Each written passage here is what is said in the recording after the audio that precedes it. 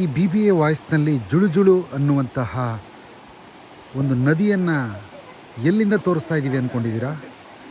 ಇದೇ ನೋಡಿ ಅಮೃತಧಾರೆ ನದಿ. ಈ ಅಮೃತಧಾರೆ ಎಲ್ಲಿ ಬರುತ್ತೆ ಅಂತಂದರೆ, ನೀವು ಕುಕ್ಕೆ ಸುಬ್ರಹ್ಮಣ್ಯಕ್ಕೆ ಹೋದಂಥ ಸಂದರ್ಭದಲ್ಲಿ ಈ ಅಮೃತಧಾರೆ ನದಿಯ ನೋಡಬೇಕು ಅಂತಂದರೆ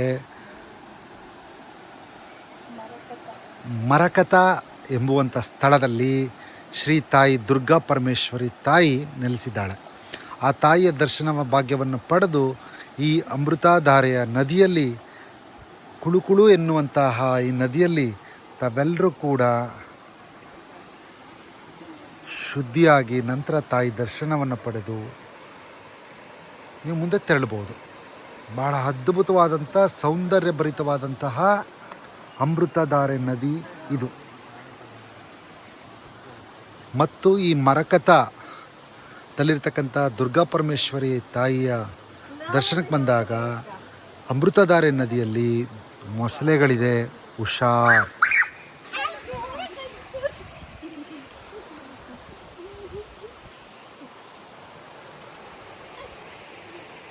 ಪ್ರಕೃತಿಯ ಮಡಿಲಲ್ಲಿರ್ತಕ್ಕಂಥದ್ದೇ ಮರಕತ ಶ್ರೀ ದುರ್ಗಾ ಪರಮೇಶ್ವರಿ ತಾಯಿ.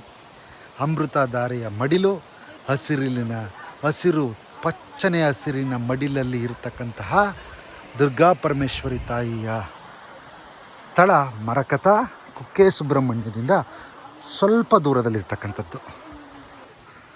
ತಾಯಿ ದುರ್ಗಾ ಪರಮೇಶ್ವರಿಯ ದೇವಸ್ಥಾನಕ್ಕೆ ಹೋಗ್ತಾ ಇದ್ದೀವಿ. ಇಷ್ಟೊಂದು ಅದ್ಭುತವಾಗಿದೆ ನೋಡಿ.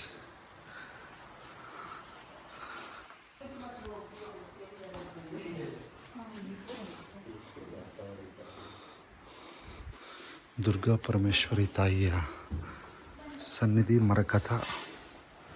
ನೀವೆಲ್ಲ ನೋಡ್ತಿರ್ತಕ್ಕಂಥ ಸ್ಥಳ ಮರಕತ ಶ್ರೀ ದುರ್ಗಾ ಪರಮೇಶ್ವರಿ ತಾಯಿಯ ಸನ್ನಿಧಿ. ಕುಕ್ಕೆ ಸುಬ್ರಹ್ಮಣ್ಯಕ್ಕೆ ಬಂದಂಥ ಸಂದರ್ಭದಲ್ಲಿ ನೀವೆಲ್ಲರೂ ನೋಡಲೇಬೇಕಾದಂತಹ ಸನ್ನಿಧಿ ದುರ್ಗಾ ಪರಮೇಶ್ವರಿ ಸನ್ನಿಧಿ.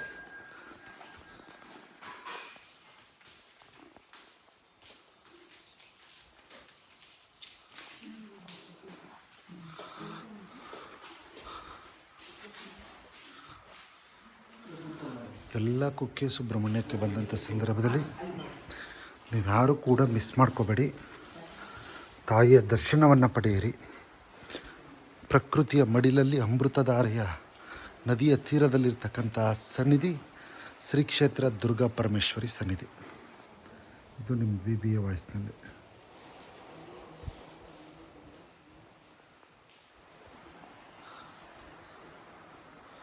ಕುಕ್ಕೆ ಸುಬ್ರಹ್ಮಣ್ಯಕ್ಕೆ ಬಂದಾಗ ಪ್ರತಿಯೊಬ್ಬರು ಮಿಸ್ ಮಾಡಬೇಡಿ. ಮರಕತದಲ್ಲಿರ್ತಕ್ಕಂತಹ ದುರ್ಗಾ ಪರಮೇಶ್ವರಿ ಸನ್ನಿಧಿಯನ್ನು ಭೇಟಿ ಕೊಟ್ಟು ತಾಯಿಯ ದರ್ಶನವನ್ನು ಪಡೆಯಿರಿ.